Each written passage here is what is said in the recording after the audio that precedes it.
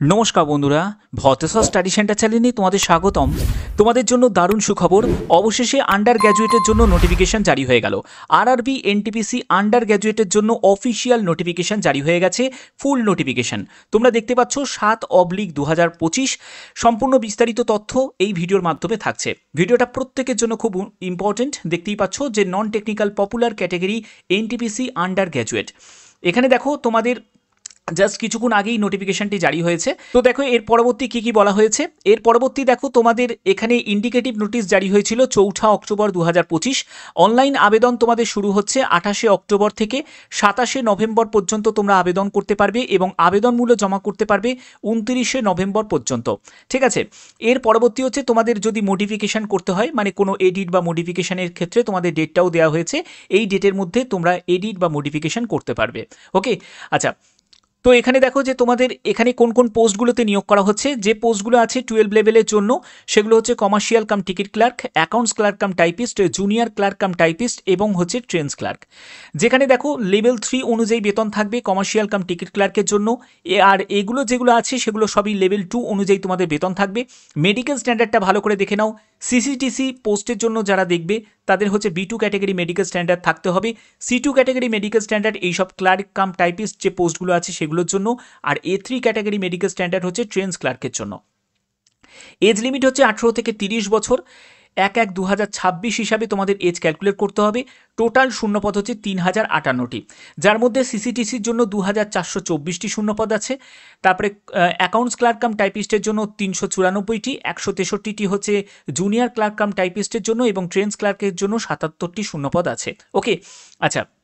এখানে age relaxation নিয়েও তোমাদের একটা ব্যাপার থাকবে যে এজ রিল্যাক্সেশন তোমরা যে কাস্ট থেকে বিলং করছো, অর্থাৎ যারা SC ST ক্যাটাগরি থেকে বিলং করছো তারা বয়সে 5 বছর, OBC ক্যাটাগরি থেকে যারা বিলং করছো তারা বয়সে 3 বছর এজ রিল্যাক্সেশন পেয়ে যাবে। ঠিক আছে, আরও তোমাদের ডিটেলসগুলো আমি তোমাদের তুলে ধরবো এই ভিডিওর মাধ্যমে।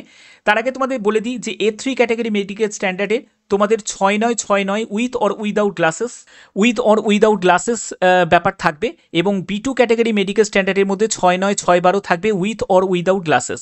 যেখানে 4 ডায়োপ্টার যে চশমার যে পাওয়ার অফ লেন্স যেটা আছে সেটা কিন্তু এক্সিট করলে চলবে না। আর C2 ক্যাটাগরি মেডিকেল স্ট্যান্ডার্ডে একটি চোখে 6/12 আর একটি চোখে যদি দৃষ্টিশক্তি নাও থাকে তাহলেও আবেদন করা যাবে। ঠিক আছে, মেনলি যেগুলো টাইপিস্ট পোস্ট আছে সেগুলোতে তোমাদের C2 ক্যাটাগরি মেডিকেল স্ট্যান্ডার্ড চাওয়া হয়েছে।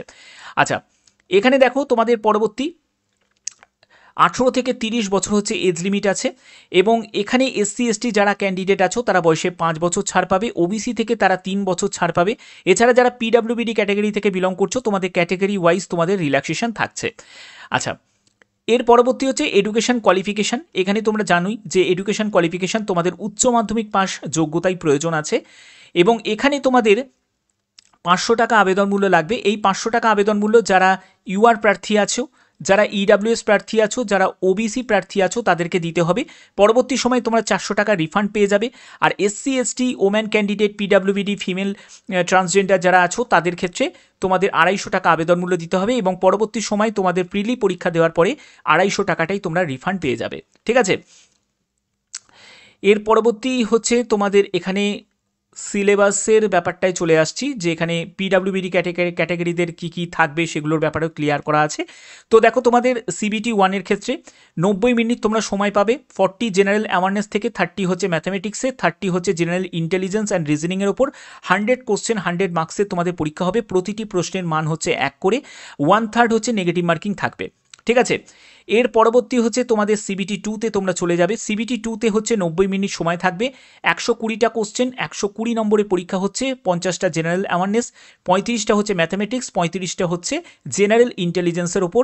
প্রতিটি প্রশ্নের মান হচ্ছে 1 করে এবং এখানেও 1/3 হচ্ছে নেগেটিভ মার্কিং থাকবে। ওকে, এর পরবর্তী হচ্ছে তোমাদের এখানে দেখো এখানে যে সামারিটা দেওয়া হয়েছে, যেখানে যে পোস্টগুলো আছে সেই পোস্টগুলোর ক্ষেত্রে যে কমন যে একটা যে টেস্ট তোমাদের থাকছে, মানে CBT এক্সাম থাকছে প্রথমে, তারপরে তোমরা চলে যাবে CBT 2তে চলে যাবে এবং যেগুলো তোমাদের টাইপিং পোস্ট আছে, যেগুলো এই যে টাইপিস্ট পোস্ট আছে সেগুলো টাইপিস্টে চলে যাবে এবং এই যে পোস্টগুলো দেখতে পাচ্ছ এই পোস্টের জায়গাগুলোতে তোমাদের ফাঁকা আছে, মানে এই পোস্টগুলোতে তুমি CBT 1 CBT 2 কমপ্লিট করবে, তারপরেই তুমি DV মেডিকেলে চলে যাবে। এখানে কোনো রকম তোমাদের টাইপিং স্কিল টেস্ট তোমাদের থাকছে না। ওকে, আচ্ছা, এখানে পরবর্তী হচ্ছে কিভাবে আবেদন করতে হবে। তোমরা যারা যারা form fill up related video চাও তারা অবশ্যই যদি কমেন্ট করো, ম্যাক্সিমাম যদি কমেন্ট করো, তাহলে তোমাদের form fill up related video অবশ্যই তোমাদের দেবো।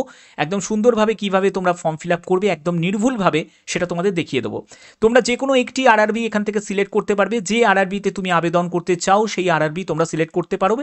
এবং তোমরা অবশ্যই কমেন্টে জানাতে পারো যে কোন আরআরবিতে তোমরা গ্র্যাজুয়েট লেভেলের জন্য আবেদন করেছো এবং এখানে কোন আরআরবিতে তোমরা আবেদন করতে চাও আন্ডার গ্র্যাজুয়েটের জন্য, সেটাও তোমরা কমেন্টে জানাতে পারো। ওকে, আচ্ছা, এখানে আমরা সম্পূর্ণ ভ্যাকেন্সি টেবিলের দিকে চলে যাচ্ছি। দেখো কোথায় কোথায় কত কি ভ্যাকেন্সি আছে। এডুকেশন কোয়ালিফিকেশান নিয়ে তোমাদের একটা ধোঁয়াশা থাকতেই পারে, আমি সেই ব্যাপারটা তোমাদের একদম সুন্দরভাবে ক্লিয়ার করে দিচ্ছি। দেখো এখানে তোমাদের যোগ্যতা যেটি চাওয়া হয়েছে, উচ্চ মাধ্যমিক পাস যোগ্যতা চাওয়া হয়েছে, 50% তোমার উচ্চ মাধ্যমিকে থাকতে হবে। এবার 50% is not to insisted upon the in the case SC ST, তারপরে PWBD, এক্স সার্ভিসম্যান যারা আছো এবং যাদের কোয়ালিফিকেশান হায়ার দ্যান 12, অর্থাৎ তোমার যদি গ্র্যাজুয়েশন থাকে তোমার 50% না হলেও চলবে। তুমি যদি SC ST হয়ে থাকো তোমার 50% না হলেও চলবে। তুমি যদি ফিজিক্যাল হ্যান্ডিক্যাপ্ট হয়ে থাকো, তুমি যদি এক্স সার্ভিসম্যান হয়ে থাকো, তোমার 50% নাম্বার না হলেও চলবে। ঠিক আছে, অর্থাৎ যারা গ্র্যাজুয়েশন জেনারেল প্রার্থী আছো বা SC ST তো এমনিতেই ছাড় পাচ্ছ, যদি তুমি গ্র্যাজুয়েশন জেনারেল প্রার্থী হয়ে থাকো তোমার উচ্চ মাধ্যমিকে 50% না হলেও তুমি আবেদন করতে পারবে। একদম পরিষ্কার করে দিলাম ব্যাপারটা। ঠিক আছে, এটা নিয়েও তোমাদের একটা ম্যাক্সিমাম কোয়ারি থাকবে আমি জানি, তার জন্যই ব্যাপারটা ক্লিয়ার করে দিলাম। এবার তোমরা এখান থেকে তোমরা ভ্যাকেন্সি টেবিলটা একবার দেখে নেবে যে কত তোমাদের এখানে ভ্যাকেন্সি। তো এই যে কোনো আরআরবি তোমাদের এখান থেকে সিলেক্ট করতে হবে। ওকে, আর সেন্ট্রাল কাস্ট সার্টিফিকেট কিন্তু প্রথমেই তোমাদের প্রয়োজন হবে না, তোমাদের স্টেট সার্টিফিকেট দিয়েই অ্যাপ্লাই করতে পারবে। তুমি যখন কোয়ালিফাই হয়ে যখন ডিভিতে যাবে তখন তোমাদের সেন্ট্রাল সার্টিফিকেটটা কিন্তু নিয়ে যেতে হবে, ওটা রেডি করে নিয়ে যেতে হবে। ওকে, তো টোটাল শূন্যপদ 3058টি, একদম লেটেস্ট নোটিফিকেশান জারি হয়েছে।